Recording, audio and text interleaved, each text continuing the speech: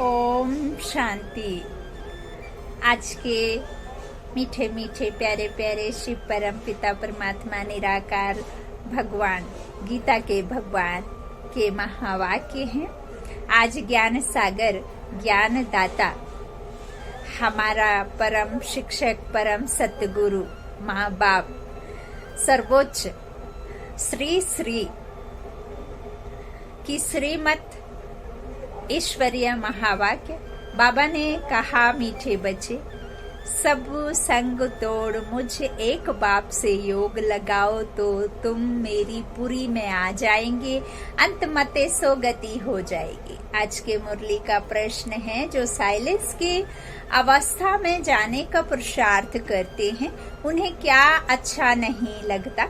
उत्तर में बाबा ने कहा, उन्हें घड़ी का आवाज भी अच्छा नहीं लगता, क्योंकि स्वदेश इन कॉर्पोरियल वर्ल्ड में कोई भी आवाज नहीं है। इस हलचल की दुनिया से परे एक दुनिया है, इस प्रकृति के नजारों से परे एक दुनिया है, इस आवाज की दुनिया से भी परे एक दुनिया है, इस क्या क्यों कैसे कहाँ के सवालों से भी परे एक दुनिया है, इस हलचल की दुनिया से परे एक दुनिया है। वही परम धाम है, वही शांति धाम है, वही इनकॉर्पोरियल वर्ल्ड है।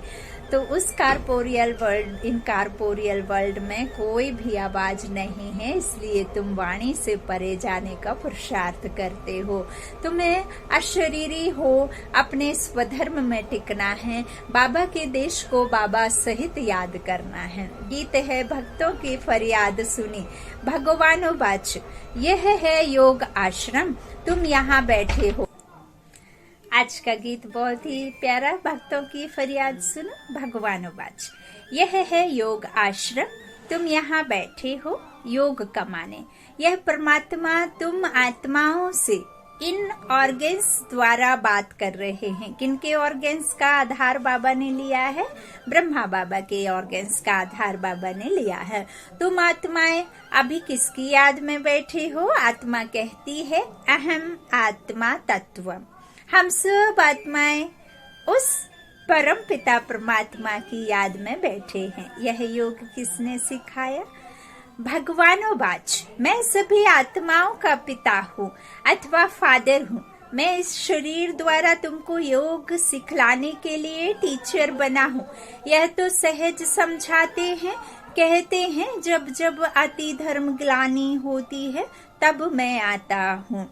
यह वही कल्प पहले वाले महावाक्य अति साधारण शरीर द्वारा रिपीट हो रहे हैं। कहते हैं कल्प पहले भी यही महावाक्य उच्चारे थे, कोई भी नया वाक्य इसमें प्लस नहीं हो सकता, जिसकी गीता बनी हुई है। तो जब धर्म ग्लानि होती है तब अनेक धर्म आए उपस्थित होते हैं और देवता धर्म का एकदम नाम निशान गुम हो जाता है। तभी तो द्वैत शुरू होता है। जब अनेक होंगे तो एकता खत्म हो जाती है, एकता भंग हुई और बस लड़ाइयाँ शुरू हुई। तो बाबा कहते फिर क्या होता है? एक धर्म जो होता है उसका नाम निशान गुम हो जाता है। तो देवता धर्म वाले अपने को हिंदू कहलाने लग पड़ते हैं। भल पूजते देवताओं को हैं, लेकिन कहलाते अपने को हिंदू हैं। वो क्योंकि प्रायः लोप ये धर्म हो जाता है ना, उसकी प्रारब्धि प्राप्ति मिलती है। देवताओं को तो पता नहीं होता कि हम नीचे गिरेंगे, फिर दुर्गति में जाके फिर हम उठते हैं, है ना। तो यह ज्ञान यहाँ ही लोप हो जाता है। साथ जाए तो फिर उनको वो सुख का आभास ना रहे, क्योंकि उनको दुख का भी पता रहेगा। इस करके यह ड्रामा ऐसा ही बना है। बाबा कहते हैं भूलने के कारण फिर अपने को हिंदू कहलाने लगते। जैसे देवता धर्म के बदले हिंदू धर्म रिप्लेस हो जाता है, इसको कहते हैं धर्म ग्लानि। जब वह एक देवी धर्म का नाम निशान गुम हो जाता है, उसके बदले अनेक धर्म मठ पंथ निकल पड़ते हैं। यह वही कल्प पहले वाली गीता रिपीट हो रही है, जो स्वयं परम पिता परमात्मा निराकार शिव आते तभी फिर यह गीता शुरू होती है।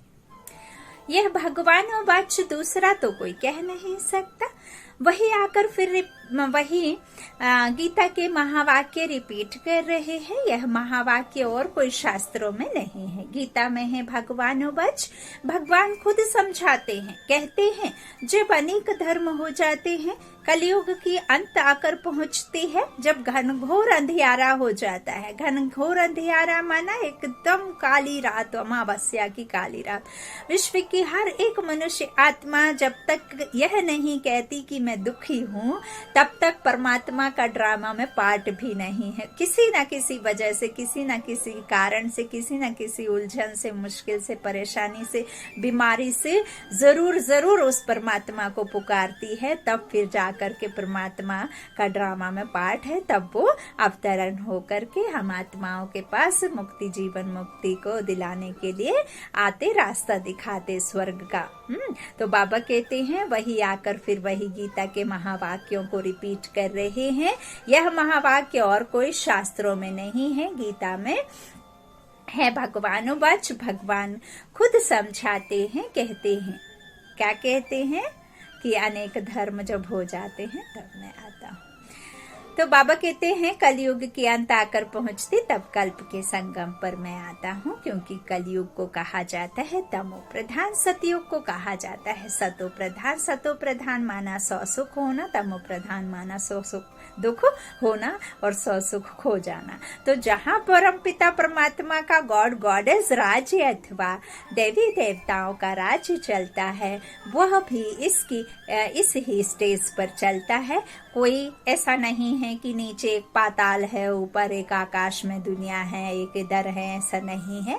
यही एक दुनिया है जहाँ सतयुगी और कलयुगी पाठ चलता है। चारों युगों का इस धरा पर ही पाठ चलता है। और एक 7वें आसमान पर नीली छतरी वाला जो है, वो चांद सितारों की दुनिया से भी पार, तारा गणों नक्षत्रों से भी पार, सूक्ष्म वतन से भी पार, एक परे ते परे एक दुनिया है, निराकारी दुनिया, उसे परम धाम कहते हैं। तो ये 2 लोक में ही हमारा जो है पाठ चलता है, निराकारी दुनिया में और साकारी दुनिया में।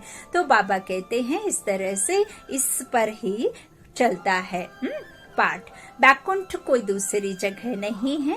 इससे ही भारत में देवी देवताओं का राज्य था, जो अब प्रायः लोप हो गया है। परमात्मा को कहते हैं God is knowledgeful, God is one, God is truth. तो वह एक ही ज्ञान का सागर, आनंद का सागर, सुख का सागर, उसके सिवाय और कोई में गॉडली ज्ञान है ही नहीं।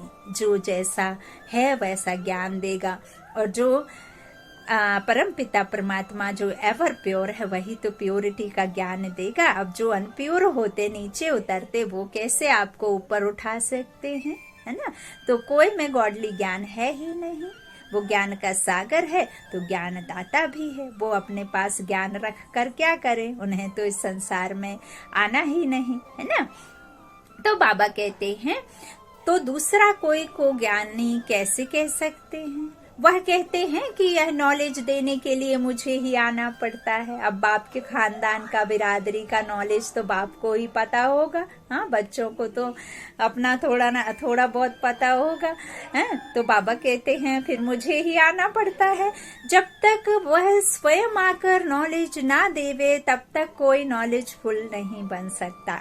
इस गॉडली नॉलेज को ही फिलॉसफी कहा जाता है, जिससे आत्मा पावन बनती है। इस नॉलेज को ही स्पिरिचुअल नॉलेज कहते हैं, है ना। परमात्मा का नॉलेज जब वो आकर हमें आत्मा का ज्ञान देते हैं, तो फिर हमें स्पिरिचुअल नॉलेज होता है।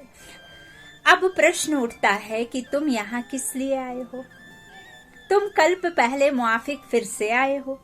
गॉड से गॉडली नॉलेज प्राप्त कर पावन बनने के लिए। यह नॉलेज प्राप्त करने के लिए इस गॉडली स्कूल में ज्वाइंट होना पड़ेगा। दूसरा कोई तो गॉडली नॉलेज दे नहीं सकता। वो कहते हैं हम सब में गॉडली नॉलेज है। कौन सी गॉडली नॉलेज, हाँ कौन सी नॉलेज है। कह देते ईश्वर सर्वव्यापी है, लेकिन परमात्मा कहते हैं कि यह मिथ्या ज्ञान है। मैं तो सर्वव्यापी नहीं हूँ। यदि मैं सर्वव्यापी होता और हर युग में मैं ही आकर युगे युगे आकर मैं ही स्थापना करता, तो इतना जास्ती पाप कैसे पड़ता। यदि मैं सतयुग के बाद त्रेता में, सतयुग के अंतिम में आकर त्रेता स्थापन करता, त्रेता के अंत में द्वापर स्थापन करता, द्वापर के अंत में फिर कलयुग स्थापन करता, तो क्या इतना जास्ती पाप बढ़ता? यदि ठिक्कर भित्तर कच्छ मच्छ में मैं होता तो जैसे ही तुम ईश्वर का नाम लेते हो वैसे ही बुद्धि ऊपर की ओर क्यों जाती है? जब आप पाप करते हैं तो यदि ठिक्कर भित्तर कच्छ मच्छ में आत्मा सो परमात्मा होता तो जब आप पाप करते तो क्या वो सर्वशक्तिमान आपको रोकता नहीं? आपको वह पाप एक पिता अपने बच्चे को देख कर जानबूझ कर क्या वो कोई पाप करने देता? कतई नहीं करना देता।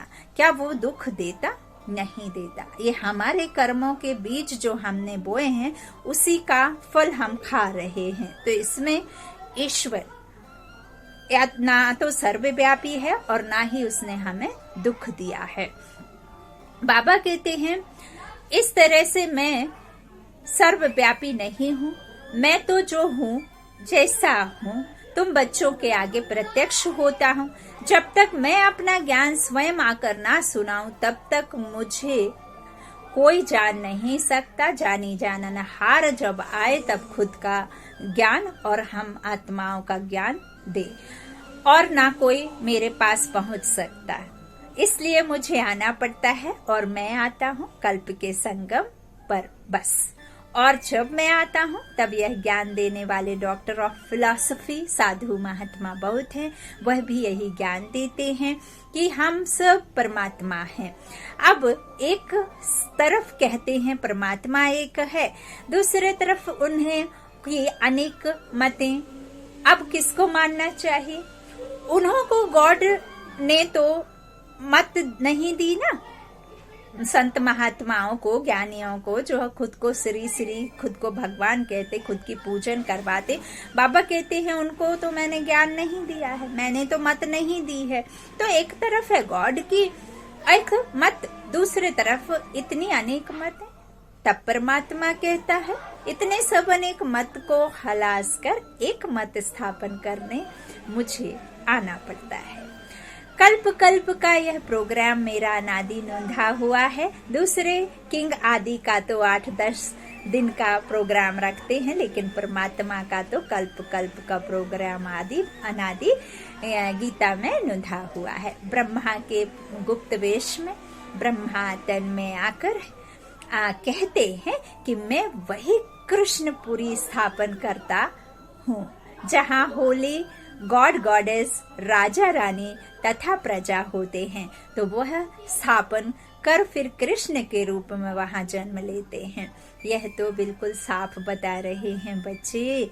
अब वही गीता का एपिसोड रिपीट हो रहा है।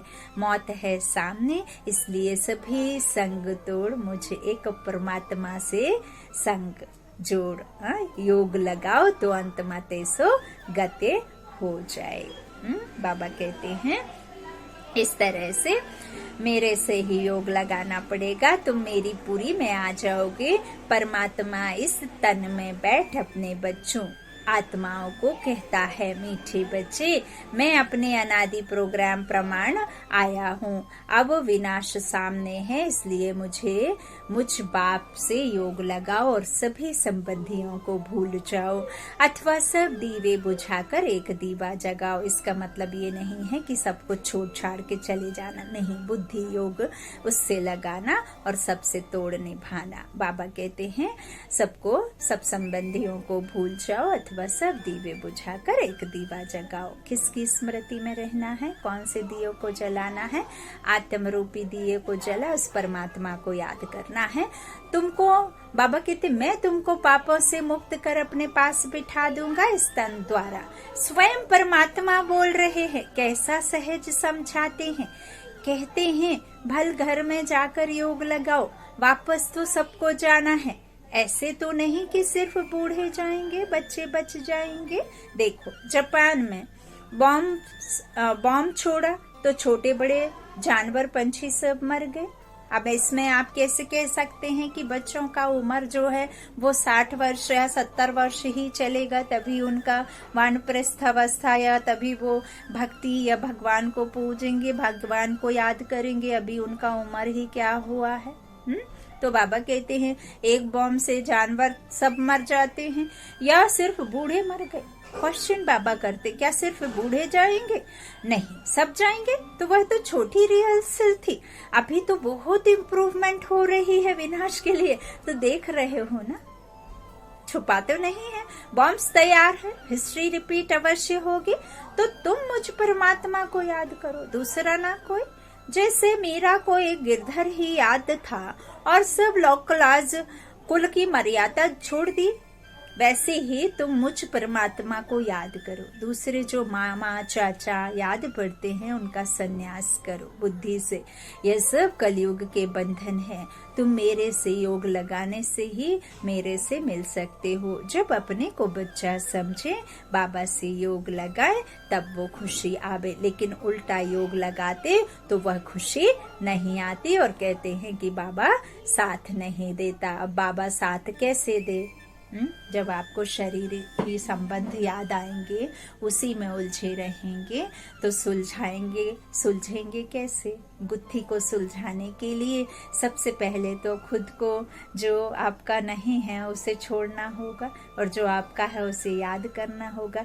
वो अशरीरी है तो आप इस शरीर से कैसे उसे याद कर सकते? जब खुद को अशरीरी समझें तभी तो उसके पास पहुंचेंगे। तो इस तरह से वो खुशी नहीं आती है। और यहाँ बहुत आते हैं, कहते हैं हमारा मन वश नहीं होता, वह आनंद नहीं आता। अब आनंद का सागर तो परमात्मा है, उनसे योग लगाते नहीं तो आनंद कैसे आएगा? बाबा से कई मनुष्य आत्मा कहते हैं बाबा मेरे तो काम बनते ही नहीं। तो बाबा कहते हैं बच्चे तुम मुझे याद करते हो क्या? हाँ, तो उनसे योग लगाते नहीं तो आनंद कैसे आएगा? पास्ट कर्मों अनुसार सबको अपनी अपनी बुद्धि मिली हुई है। इसमें परमात्मा क्या करे? परमात्मा तो सबको इकट्ठा पढ़ाते हैं। ऐसा नहीं है कि किसी के घर जाके एक्स्ट्रा मनी लेकर के कोचिंग पढ़ा देते हैं, नहीं ना, सबको इकट्ठा एक सा ज्ञान दे रहे हैं। अब उसमें बाबा कहते मैं क्या करूं? कोई तो यहाँ ही पढ़कर फिर पढ़ाने लग पड़ते हैं, कोई तो पहली पोथी में ही मूंझे हुए हैं। यह भी बुद्धि का चमत्कार है, जो कि बाबा कहते हैं तुम्हारे पुराने कर्मों के हिसाब से मिला। तो क्लास में भी कोई पहला नंबर आते, कोई फेल होते हैं। क्यों? क्योंकि बुद्धि पर सारा मदार रहता है। इसमें परमात्मा क्या करे? सबकी तीक्ष्ण बुद्धि करे तो सभी पहला नंबर आ जाए। जब कोई पर ग्रहचारी होती है तो कितनी दवाई करो उसका असर नहीं होता, और जब उतरने का टाइम आता है तो मिट्टी चपटी से भी बीमारी ठीक हो जाती है। भभूत खा करके बीमारी ठीक हो जाती है, क्योंकि आपके मन पर डिपेंड है कि आपकी बीमारी कितनी बड़ी है, आपके अंदर तक है या फिर सिर्फ ऊपर ऊपर है। तो जब समय आएगा तो यह पॉइंट्स भी किसकी बुद्धि को टच हो जाएंगी। अभी कई नहीं सुनते हैं, आगे चल सुनने लग पड़ेंगे। इसमें हमको राजी रहना पड़ता है। परमात्मा के आने जाने ज्ञान सुनाने की गति ही न्यारी है, इसीलिए उसे प्यारा और न्यारा कहते हैं, है ना। दूसरी मुरली। ओम शांति। घड़ी का भी आवाज नहीं चाहिए, क्योंकि अभी हमारी वानप्रस्थ अर्थात वाणी से परे अवस्था है। हम वाणी से परे जाते हैं इनकॉर्पोरियल वर्ल्ड, जहाँ आत्माएं रहती हैं, वहाँ वाणी नहीं है, सुप्रीम साइलेंस है। तो इस साइलेंस अवस्था में पहुंचने का पुरुषार्थ करते हैं, इसलिए आवाज अच्छा नहीं लगता। उस स्वदेश में आवाज नहीं होता है, इसलिए वानप्रस्थ अर्थात वाणी से परे जाने के लिए हम पुरुषार्थ करते हैं। वानप्रस्थ का अर्थ ही है निर्वाण देश में जाना, जहाँ हम तुम और सारी दुनिया की सोल्स निवास करती हैं। यह कॉर्पोरियल वर्ल्ड तो है पार्ट बजाने के लिए स्टेज, बाकी बिगर पार्ट वहाँ स्वीट साइलेंस होम में जाकर निवास करते हैं। हम यहाँ आते हैं मुसाफरी करने, और मुसाफिर का तो फिर वापस जाना ही है। तो यह साकार खेल चलता है। आकाश तत्व में और आत्माओं का देश है, महातत्व वह बहुत दूर देश है। तो जो उस साइलेंस देश से योग लगाए बैठते हैं उनको घड़ी की आवाज भी अच्छा नहीं लगता। इसको कहा जाता है अपने असली स्वधर्म में टिकना अथवा अशरीरी हो रहना, अर्थात अपने बाबा के देश को बाबा सहित याद करना, क्योंकि अपना बाबा है उस दूर देश का रहने वाला, वहां से आता है इस पराये देश में, पराये राज्य में। पराये देश में क्यों आता है? पराये तन में, पतित तन में क्यों आता है? अपनी बादशाही स्थापन करने और गुप्त वेश में आता है। उनका पार्ट है इनकॉग्निटो, अविनाशी पार्ट। जैसे तुम्हारा यह पुराना शरीर है, ऐसे मुझे भी पुराने शरीर में प्रवेश कर इस पुरानी सृष्टि का विनाश और नई दैवी सृष्टि की स्थापना करने आना पड़ता है। बाबा ने क्लियर कर दिया। तो पुराने घर में जो आएगा तो जरूर शरीर भी पुराना लेना पड़ेगा ना। यहाँ नया दिव्य शरीर आए कहाँ से? यहाँ तो कोई पावन पुण्य देवता है ही नहीं, और देवता राज्य में, देवी देवकुल में तो आने की दरकार ही नहीं है। तो यहाँ ही आना जहाँ स्थापना का कार्य चलेगा। तो पुराना तन जिस तन से बाबा कहते अब वो कहाँ से आए? दिव्य शरीर नहीं है तो वो भी एक इनका पुराना तन, जिस तन से श्री कृष्ण की राजधानी स्थापन करवाते हैं।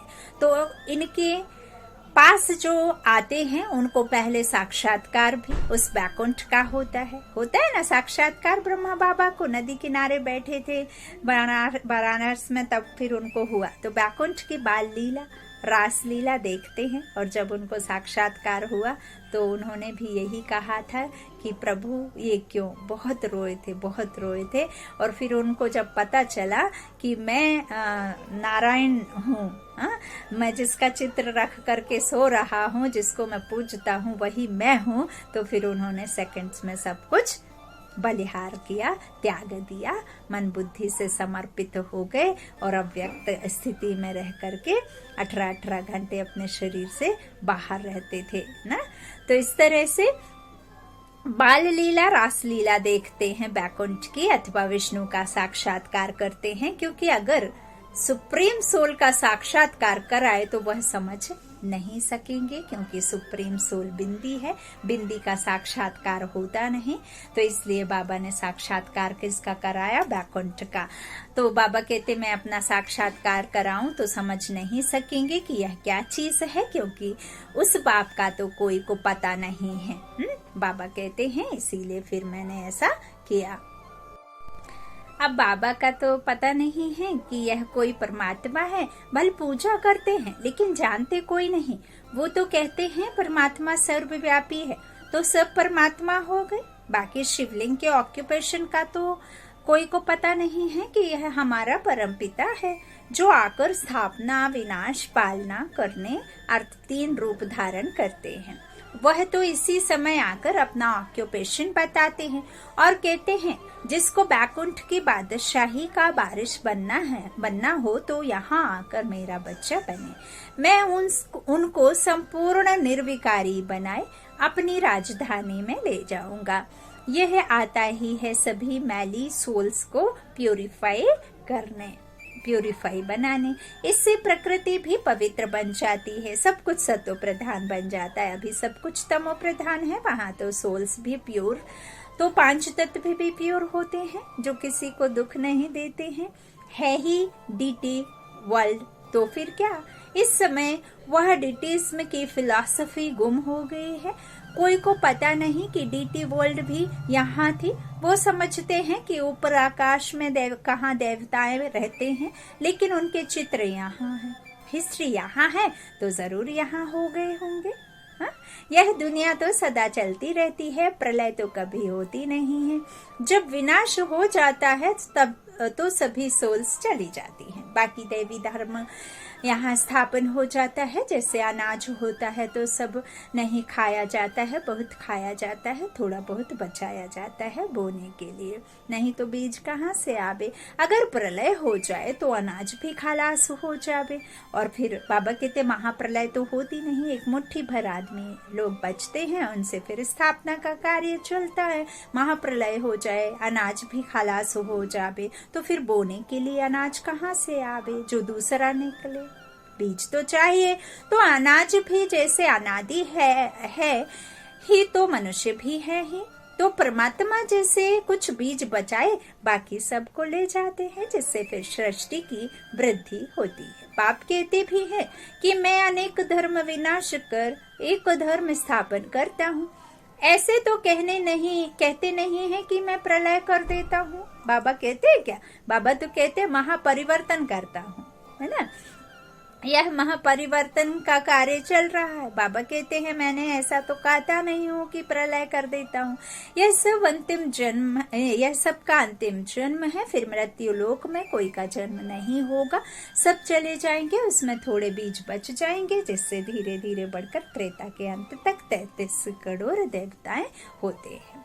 आज बाबा ने बहुत सारे क्वेश्चंस का आंसर मुरली में दिया है। फिर दूसरे धर्म नंबर वार आते जाते हैं, उनमें भी ऐसे ही धीरे धीरे वृद्धि होती जाती है। यह ड्रामा का राज भी तुमको ऑलमाइटी बाबा ही आकर बताते हैं, इसलिए इसको कहा जाता है गॉडली नॉलेज। दूसरा कहीं भी यह नॉलेज तुमको नहीं मिलेगी। भले कितना भी घूमो, कितने भी धक्के खाओ, किसको इस नॉलेज का पता ही नहीं है। वो बस इसी समय ही तुमको यहाँ मिल सकती है। परमात्मा यहाँ देवी सिजरा बना रहे हैं। परमात्मा कहते हैं अगर तुम्हें उस रॉयल घराने में आना है तो अपना सब मेरे हवाले कर दो, तो मैं उसे प्यूरिफाई बनाए बैकुंठ में रिटर्न कर दूंगा, ट्रांसफर कर दूंगा। यह तो जानते हो बाबा भी आए हैं, फिर कल्प बाद आएंगे, घड़ी घड़ी तो नहीं आएंगे। कहते हैं बच्चे हम आए हैं तुमको स्वच्छ होली बनाने। वॉइसलेस को ही होली कहा जाता है, जहाँ सुख रहता है, जीवन रहता है, लेकिन जीवन मुक्त रहते। तो बाकी यह जो बीड़ी सिगरेट शराब आदि पीते रहते हैं उनको होली नहीं कह सकते। तुमको तो बाबा शिक्षक बनकर पढ़ाते भी हैं, तो बाप बनकर संभाल भी करते हैं। तुमको इनसे डबल आशीर्वाद मिलती है, गुरु की भी तो बाप की भी, दोनों का वर्षा तुम ले रहे हो। वाह वाह वाह वाह वाह मेरा भाग्य, वाह वाह रे ईश्वरीय परिवार, वाह। वो ऑलमाइटी बाबा इस तन द्वारा तुम्हारी स्थूल सूक्ष्म परवरिश करते रहते हैं, इसलिए कहते हैं कि इसके हवाले कर दो तो ज्ञान अमृत से पवित्र बनाए अपने साथ ले चलूंगा। इसे ही कहा जाता है जीते जी मरना। लेकिन यह तो बहुत मीठा मौत है, जो अपने असली बाप की गोद में आ जाते हैं। वाह मेरा भाग्य, वाह वाह रे ड्रामा, वाह। तो कितना अच्छा समझाए, कितना समझाए। फिर कह भी देते हैं मन मना भव मध्या जीव गुरु मंत्र। अच्छा, मीठे मीठे सिक्की लाधे बच्चों प्रति माता पिता बाप दादा का याद प्यार और गुड मॉर्निंग। रूहानी बाप की रूहानी बच्चों को नमस्ते। हम रूहानी बच्चों की रूहानी माता पिता बाप दादा को याद प्यार और गुड मॉर्निंग। शुक्रिया बाबा, मीठे बाबा, प्यारे बाबा, सबका साथी सबका सहारा। धारणा के लिए मुख्य सार। पहला बाबा ने कहा अपने असली स्वधर्म में टिक, अशरीरी बन बाबा के देश को बाबा सहित याद करता है, साइलेंस में रहना है। दूसरा, रॉयल घराने में आने के लिए अपना सब कुछ बाप हवाले कर प्यूरिफाई बनाना है। आज का मीठा मीठा प्यारा प्यारा वरदान बाबा का, बाप द्वारा प्राप्त हुए सर्व खजानों को कार्य में लगाकर बढ़ाने वाले ज्ञानी योगी तू आत्मा भव। बाप दादा ने अपने बच्चों को सर्व खजानों से संपन्न बनाया है, लेकिन जो समय पर हर खजाने को काम में लाते हैं उनका खजाना सदा बढ़ता है।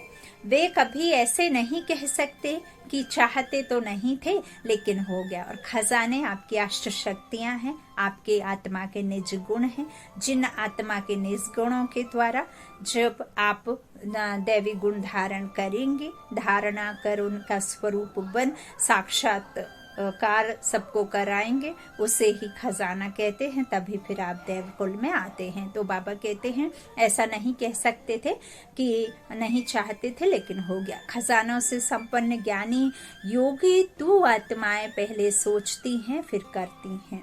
उन्हें समय प्रमाण टच होता है, वे फिर कैच करके प्रैक्टिकल में लाती हैं। समझा बाबा ने क्या समझाया? तो 1 सेकंड भी करने के बाद सोचा तो ज्ञानी तो आत्मा नहीं कहेंगे। आज का स्लोगन है स्वभाव और विचारों में अंतर होते हुए भी स्नेह में अंतर नहीं होना चाहिए। स्वभाव और विचारों में अंतर होते हुए भी स्नेह में अंतर नहीं होना चाहिए, क्योंकि हम सब एक पिता की संतान होने के नाते आपस में सब भाई भाई हैं और ब्रह्मा के द्वारा अडॉप्ट बच्चे आपस में सब भाई बहन हैं। और एक हम छोटे छोटे परिवार नहीं हैं, हम सब विश्व एक परिवार है। और अपने स्नेह, अपने अनुज को, अपने भाइयों के प्रति किसी में भी भाव स्नेह से नहीं होना चाहिए, अलग अलग अंतर नहीं होना चाहिए, किसी को ज्यादा किसी को कम नहीं, सबसे स्नेह रखना है।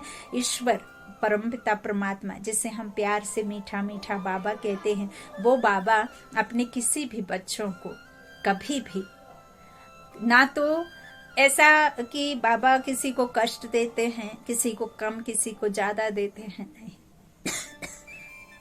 तो जब परमात्मा हमसे जैसा कह रहा है हम वैसा कर सकते हैं। अच्छा, ओम शांति, शुक्रिया।